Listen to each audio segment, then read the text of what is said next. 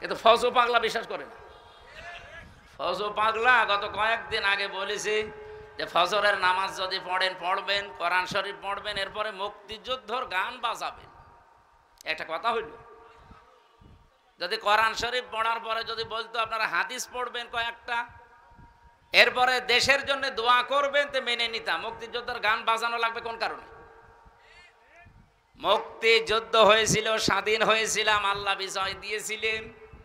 এটা কোনো মানুষের কৃতিত্ব না, মানুষ কাজ করেছে, এতটুকু দায়িত্ব তার। বিজয় দেওয়ার একচ্ছত্র মালিকানা আমরা বিশ্বাস করি। আরো জোরে বলেন। এই আয়াতের ভেতরে ছিল বিজয় আল্লাহ দেবেই, তাহলে বিজয় দেওয়ার একচ্ছত্র মালিকানা আল্লাহর। তাহলে মমিন হওয়ার দায়িত্ব কার? বলেন বলেন। ও বলছে আল্লাহর। আল্লাহ মমিন হবে? আল্লাহ তো মমিন আছে। আল্লাহর যে ৫,০০০ নাম, তার ভেতরে আমরা ৯৯টা কম বেশি জানি। এখানে মমিন নামে একটা নাম নেই। আল্লাহ তো নিজে মমিন আছে, উনি আবার মমিন হবে কেন? ওনার ওপর বিশ্বাস করে আমাদের মমিন হওয়া লাগবে। তাহলে আমরা আজ আনন্দিত এই কারণে যে আমরা এমন একজনের উম্মত, তার উম্মত হওয়ার জন্য নির্বাচিত হওয়া লাগে। হুয়াজে তাবাকুম, তিনি তোমাদেরকে নির্বাচিত করেন। আমার প্রশ্ন, নির্বাচিত হওয়া লাগে যেই পদ্ধতিতে, তার নাম কি? নির্বাচন। আপনারা কি ঘুমিয়ে গেলেন? বলেন, নির্বাচিত হওয়া লাগে যে পদ্ধতিতে, এর নাম কি? এই যে এই 17 বছর চলছে, নির্বাচন হয়েছে? আমার এখন 33 বছর। 18 বছর থেকে যদি ভোট দিতে আরম্ভ করতাম, আমি 3 বার ভোট দিতে পারতাম, একবারও পারি না। তার মানে অন্তত এই আমার বয়সী যারা, এই 30, 32, 33 বছর যাদের বয়স, তারা নির্বাচন কি এটা আমরা জানি না। তাহলে এতদিন যারা আমাদের মাথার উপরে নির্বাচিত আমরা এই কথা বলে চালিয়েছে, এরা ডাহা মিথ্যাবাদী না? এমনকি যেটা পালিয়েছে ওটা এখনো মুখ জোর করছে যে আমি নির্বাচিত ছিলাম, আমারে উৎখাত করা হয়েছে। এত বড় শয়তান আর এত বড় মিথ্যাবাদী। আপনি নির্বাচিত ছিলেন, কে বলে আপনাকে নির্বাচিত? নির্বাচনই তো হয়নি, নির্বাচিত হইলেন কি করে? নির্বাচিত তো হওয়া লাগে নির্বাচনের মাধ্যমে। এই কথা বলেন না কেন? সুতরাং আগামীতে অনেকে চড়া গলি দিয়ে এদিক ওদিক দিয়ে আবার ওই কাজ করতে চাচ্ছে না। এদেশে নির্বাচনের বাইরে কেউ নির্বাচিত হতে আর পারবেন না। আমি খোলাখুলি বলছি, এটা রেকর্ড হচ্ছে, সারা দেশে যাচ্ছে। অনেকেই সত্য মিথ্যা মিলিয়ে বিভিন্ন ষড়যন্ত্রের মাধ্যমে তারা জানাতে চায় বাংলাদেশ জামাত ইসলামী নাকি ষড়যন্ত্র করছে দেশে যেন নির্বাচন না হয়। এই যে কোরআন শরীফ আমার হাতে, এটা ডাহা মিথ্যা কথা। এই 1 বছর 1 মাসের ভেতরে বাংলাদেশ জামাত ইসলামী শুধু একমাত্র দল যারা নির্বাচনের সব কাজ অলরেডি আরম্ভ করে দিয়েছে। আপনি বলেন তো, এটা কি মিথ্যা কথা বললাম? এখনো কোন দলের লোক এইভাবে মাঠে নেমেছে? আমরা তো নেমেছি আগে।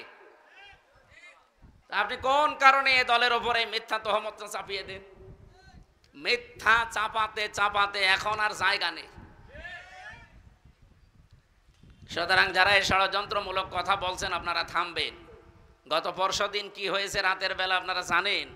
গোপন সংবাদ এদেশে যা আরম্ভ করেছেন, আপনাদের 1 বছর 1 মাসের তালিকা কিন্তু বিশ্ব আন্তর্জাতিক মোড়ল যারা অনেকেই পেয়েছে হাতে, তারা আপনাদেরকেও দিতে চাচ্ছে না। আর মিথ্যা তহমত আমাদের ওপরে যা লাগিয়েছেন, এই কয়েকদিন ধরে যেটা চলছে, বিশেষ করে চরমপন্থার সাথে মৌলবাদ নাম দিয়ে এদেশের মুসলমানদেরকে অনেকেই এখনো পর্যন্ত কালার করার চেষ্টায় আছে এই বিশ্বের মোড়লদের কাছে।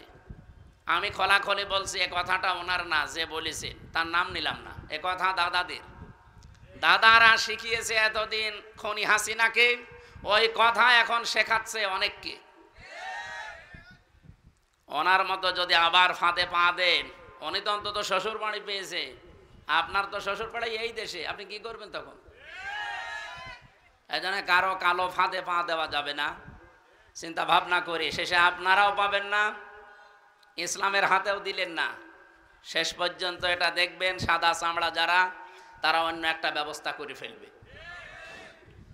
এখন তো অন্তত দাড়ি রাখতে সুযোগ পাচ্ছে, নামাজ পড়তে যেতে পারেন মসজিদে। আমরা বাদ দিয়ে যদি অন্য কেউ শকুনের মতো এসে এই জায়গাটা দখল করে আবার একবার নিতে পারে না, তখন মসজিদেও যেতে পারবেন না, কপাল থাপড়িয়ে মরবেন। আশা করছি রেকর্ড হচ্ছে বলে সারা দেশে যাবে, আমি সতর্ক করলাম, এটা আমি গোপনে জানি। আল্লাহ আমাদেরকে সব কিছু থেকে হেফাজত করুন। আমাদেরকে নির্বাচিত করেছেন কে বলেন? কি হওয়ার জন্যে? উম্মত, নবীজির উম্মত।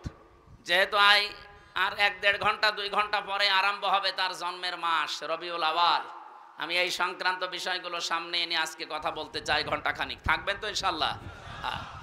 হ্যাঁ, এখানে একেবারে নিস্তব্ধ হয়ে যাবেন, ভালো করে শুনবেন।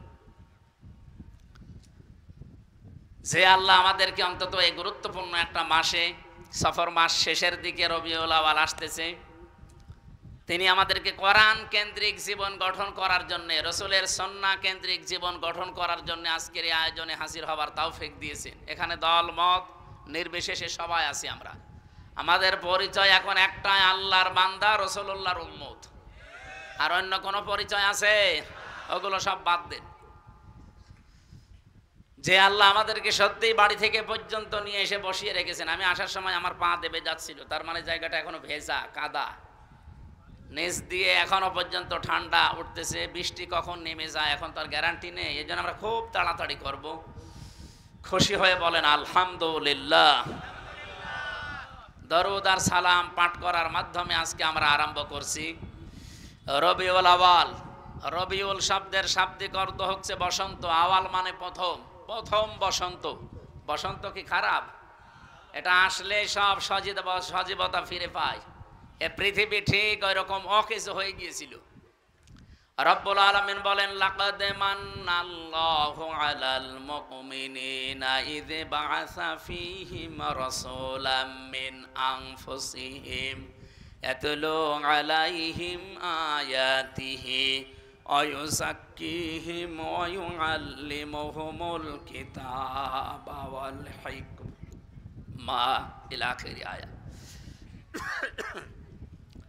সূরা আলে ইমরান থেকে বলছি 164 নম্বর আয়াতে আছে, আল্লাহ পাক বলেন, লাকাদ মান্নাল্লাহ, অবশ্যই আমি আল্লাহ মানন করেছি, অনুগ্রহ করেছি, আলাল মুমিনিনা, পৃথিবীর মুমিনদের উপরে। আমরা যারা ঈমান এনে মুমিনের দাবি করছি, আমাদের উপরে সব চাইতে বড় মানান, অনুগ্রহ, দয়া আল্লাহর কি? ইয বাআসা ফীহিম রাসূলা, আমি একজন রাসূল পাঠিয়েছি তোমাদের মাঝে। এটা সবচাইতে বড় মানন আল্লাহর। তাফসীর আমি পড়তে গিয়ে এদের থেকে দেখেছি এই পৃথিবীতে যত দয়া, যত রহমত, যত মানান, অনুগ্রহ আল্লাহ দিয়েছেন, সবচাইতে বড় দয়া আল্লাহর কাছ থেকে এসেছে 3টা। 1 নম্বরে কোরআনে কারীম, 2 নম্বরে মুহাম্মাদুর রাসূলুল্লাহ, 3 নম্বরে আমরা মার বাবা পেয়েছি। এটা আল্লাহর রহমত। যাদের বেঁচে আছে রহমত বেঁচে আছে, যাদের মারা গেছে তার রহমত আর দুনিয়ায় নেই। তাহলে 2 নম্বরের ব্যাখ্যা বলছিলাম, বিশ্বনবীকে আমাদের মাঝে আল্লাহ পাঠিয়েছেন রহমত, মানান, অনুগ্রহ, দয়া হিসাবে। কি করতেন তিনি? ইয়াতলু আলাইহিম আয়াতিহি, তিনি আল্লাহর আয়াত তেলাওয়াত করে আমাদেরকে শোনাতেন।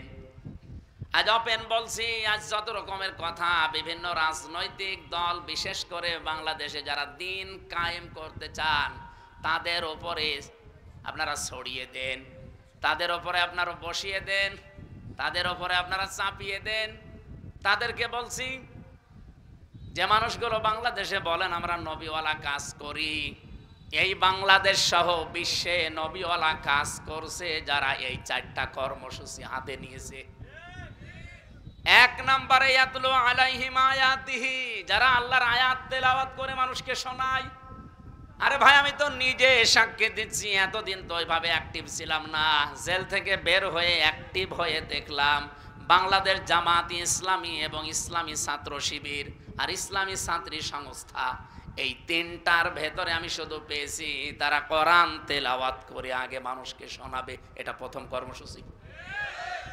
এটা শোনাতে হলে নিজের যোগ্যতা লাগবে। এই জন্য তাদের 15টা পয়েন্ট প্রতিদিন লেখা লাগে। তার প্রথম পয়েন্টে আপনি কোরআন শরীফ কয় আয়াত পড়েন, বুঝে পড়েন না আন্দাজে পড়েন, ওইটাও আবার লেখা লাগবে। হাদিস আপনি কয়টা পড়েন, বুঝে পড়েন না, ব্যাখ্যা সহ পড়েন না, আন্দাজে পড়েন, ওইটাও লেখা লাগবে। আরো তো 13টা বাদ দিলাম। আপনি এই দুইটাই ধরেন, নবীওয়ালা কাজ করতে হলে অবশ্যই আপনাকে কোরআন জানা লাগবে।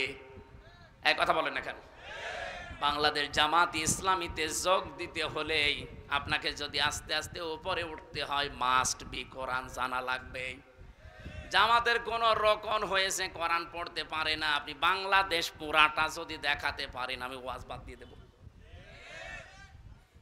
আমি নিজে তো সারা দেশে গেছি, আমার নিজের জেলা থেকেও বলছি। আমার মতো আমির হামজা, আমি হাফেজ, কোরআনের ওপর আমার অনার্স মাস্টার্স করা। আমার রকম হতে গিয়ে যিনি দায়িত্বে এসেছিলেন ঢাকা থেকে, 120টা প্রশ্ন করেছি। আমার মতো মানুষ 120টা প্রশ্ন, কোরআন কেন্দ্রিক প্রায় 20টা, পরিবার নিয়ে 20টা। এতদিন পর্দার ওয়াজ করেছি, কিন্তু খাস পর্দা কি এটা আমি নিজেও ওভাবে মানতাম না। অক্টোবরের 13 তারিখে রোকন হওয়ার পর থেকে আমি বাস্তবে দেখেছি যে পর্দা কি জিনিস আর কেন করা লাগে। জামাত ইসলামীর কথা আমি এই জন্য বলছি, বাংলাদেশে 73টা সংগঠন আছে, দল আছে। কোন দলে আপনি কাজ করলে জামাত কর্মী মানে সমাজকর্মী, অন্য দলের কোন কর্মী মানে সমাজকর্মী আমি পাইনি। কিন্তু জামাত ইসলামের কর্মী হতে হলে আপনাকে আগে সমাজকর্মী হওয়া লাগবে। এটা বানিয়ে বললাম? আপনি সারা বাংলাদেশে 56,000 বর্গ মাইলে যেখানে জামাত কর্মী দেখবেন, সে শুধু কর্মী না, আর দেখবেন সে সমাজকর্মী। তার যতটুকু ইনকাম আছে ওই টাকা দিয়ে হলেও, দলীয় ভাবে হলেও, এলাকার মানুষকে নিয়ে হলেও সে সামাজিক কোনো কর্মকাণ্ডের সাথে দেখবেন লেগে আছে। এই জন্যে আমরা গ্যারান্টি দিতে পারি, বাংলাদেশে জামাত ইসলামীতে ছোট থেকে বড় পর্যন্ত যারা আছে কেউ চাঁদাবাজি করে না। রবিউল আউয়াল মাসের যে 12টা শিক্ষা বলছিলাম না, তার একটা শিক্ষা আছে। আমরা শেষ পর্যন্ত ঘন্টাখানিক কথা বলতে চাই, থাকবেন তো? গুরুত্বপূর্ণ কিছু তথ্য নিয়ে আসবো ইনশাআল্লাহ। আমার ভাইরা, খুব অল্প সময়ের ভেতরে যেহেতু কথা শেষ করা লাগবে, নবীওয়ালা কাজ করতে হলে 4টা কর্মসূচি হাতে নেওয়া লাগে। 1 নাম্বার, আপনি আল্লাহর আয়াত তেলাওয়াত করে মানুষকে শোনাবেন, দাওয়াত দেবেন। এটা জামাত ইসলামীর ভেতরে আমি পেয়েছি। এই জন্য নবীওয়ালা কাজ যদি কেউ করে তাহলে দেশে জামাত ইসলামী করছে। 2 নাম্বারে ওই যাক্কিহিম, তারা পবিত্রকরণ। এই যে সংস্কার বলছেন, এটা এই শব্দ থেকে নেওয়া। সংস্কার তো 1 বছর 1 মাস হয়ে গেল, যা আশা করেছিলাম কিছুই হয়নি।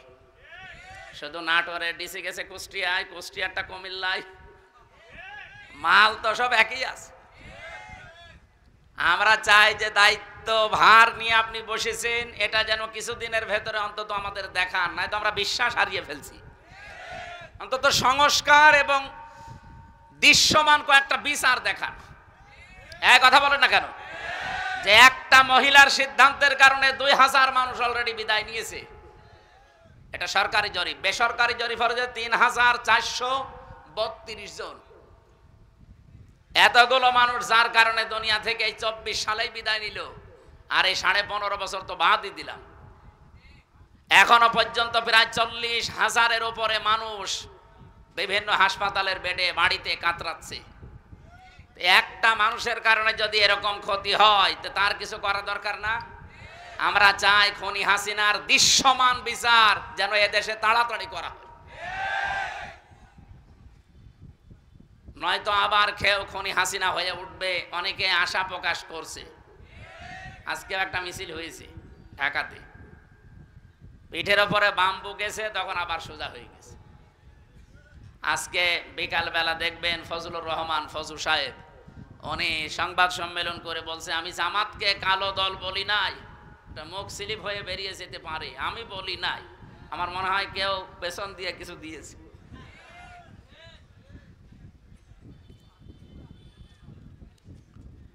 আমার ভাইরা, আমি শুধু ইঙ্গিত দিয়ে গেলাম। কোরআনে কারিমে এরকম 4টা জায়গায় 4টা আয়াত একই রকম শুধু শব্দ হেরফের করা আছে। সূরা বাকারা 129 নম্বর আয়াত, সূরা বাকারা 152 নম্বর, 151 নম্বর আয়াত, সূরা আলে ইমরান 164 নাম্বার আয়াত আর সূরা জুমা 2 নাম্বার আয়াত, এই চারটা জায়গায় একই কথা আছে যে নবীওয়ালা কাজ করতে হলে এইগুলো করা লাগে। যারা এদেশে করছে আপনি নির্দ্বিধায় বিশ্বাস করতে পারেন কোরআনের সাথে তাদের মিল আছে, তারাই মাত্র নবীওয়ালা কাজ করছে। আল্লিমুহুমুল কিতাব, 3 নম্বরে তারা কিতাবের শিক্ষা ব্যবস্থা চায়। এই বাংলাদেশে যতগুলো আন্দোলন হচ্ছে আল্লাহর কোরআনকে শিক্ষা ব্যবস্থায় নিয়ে যাওয়ার জন্য, আপনি তাকান এই যে 15 বছরের ভেতরে একটা বিষয় দেখবেন, আগে 5 এবং 8-এ বৃত্তি পরীক্ষা হতো, 100 মার্কের কোরআন হাদিস থাকতো, সেটাই 15 বছরে পুরাটা তুলে দিয়েছে, একটাও নেই।